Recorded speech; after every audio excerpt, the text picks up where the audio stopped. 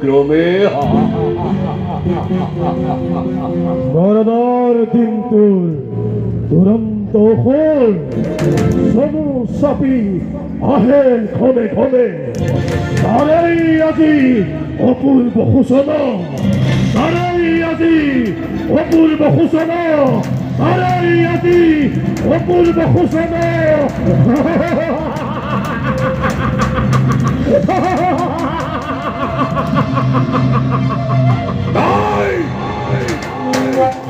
মিশা মিশা অতি হস মনত পেলাতই সেই দুর্যুতির বল মনত পেলাতই সেই দুর্যুতি বল মনত পেলাতই সেই দুর্যুতি বল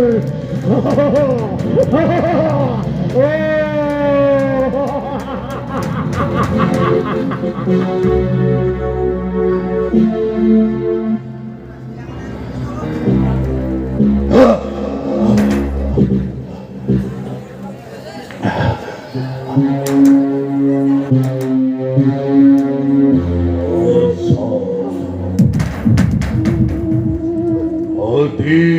হসা অনাথ পরিছে মূর্তি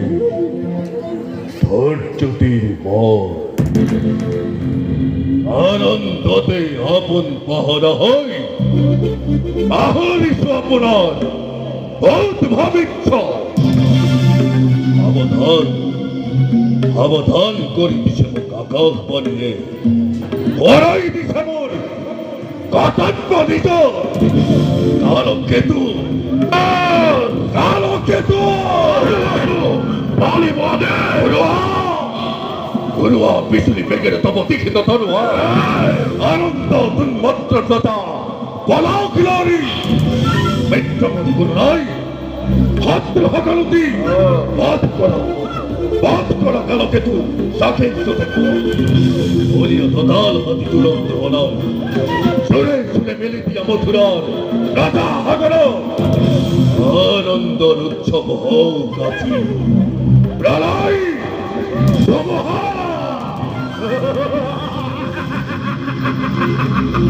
মহাকাল মহাকাল তালুকে তুই আছি বলিছে অঙ্গীকার বলার ঘন্টা বাঁধি বলবে সিংহ লাস্তরি সমূহ পক্ষপাতে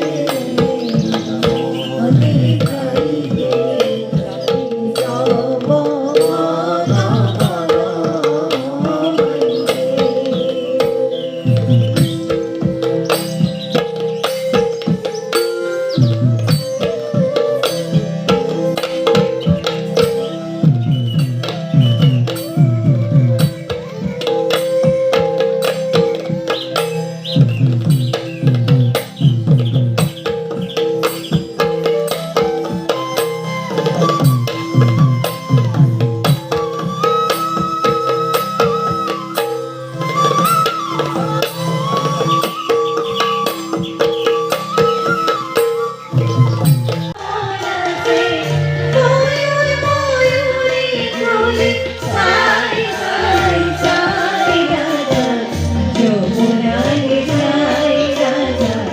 যমুনায় যাই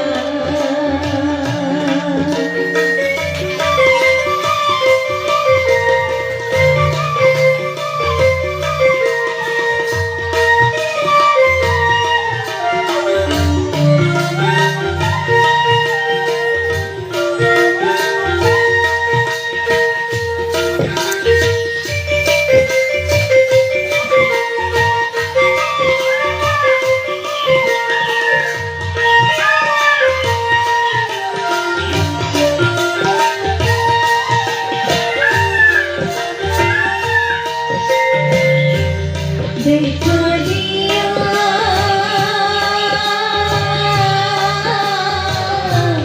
দেখা দিয়া দেখা দিয়া প্রাণ করি মাটি সুন্দর করি মাটি সুনি গতি করি সরল করে দিয়া ঠাই ঠাই ঠাই রাজা যমুনায় যাই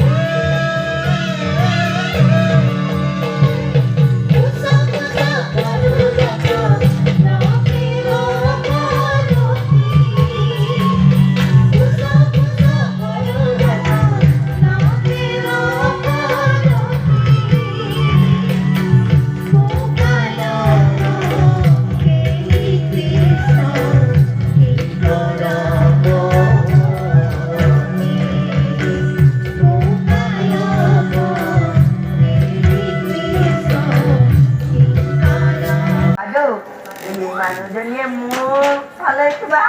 হেৰি নেকি বোলে কিয় বোলে নহয় মোৰ ফালে চকুত টিপ মাৰি আছে মানুহজনীয়ে মোক ক'লে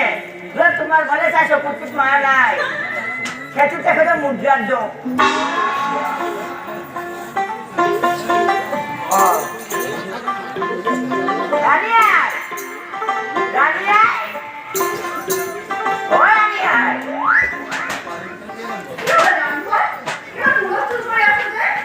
নহয়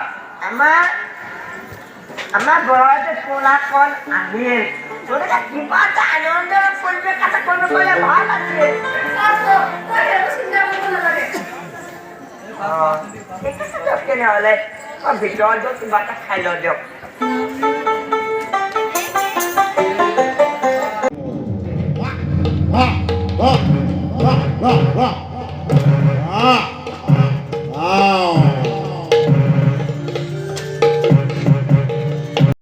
আৰু আচলতে মোৰ নিজৰে